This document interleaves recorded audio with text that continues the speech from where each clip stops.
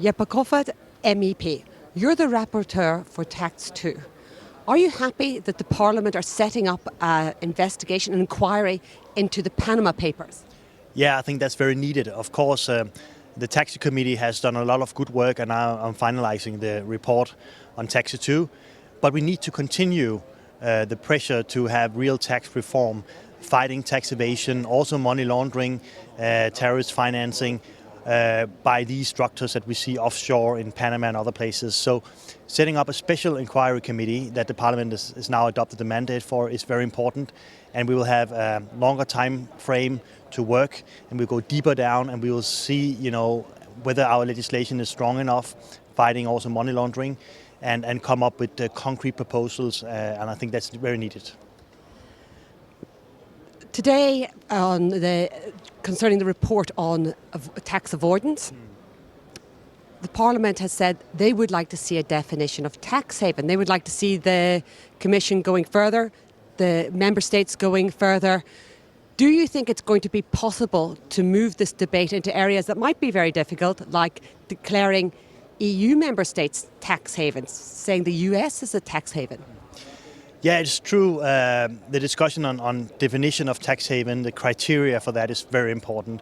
And also the list that the Commission announced they will come up with has to be there soon, so we can put real pressure on these tax havens or jurisdictions that act like tax havens.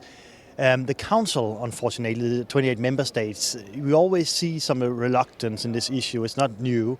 And I think it's very important that the Parliament now give a strong signal that we did with the anti-tax avoidance package today and the voting today, that we need a definition on tax havens, and we also need huge countries like the US, where some of the states have secrecies, like Delaware, where it's where they don't fulfill the global standards on transparency. Also, some EU member states that have jurisdictions. For example, the UK, that we see that they actually stop the loopholes and also come up with legislation that, for example, identify beneficial ownership of all companies, trusts, and so on.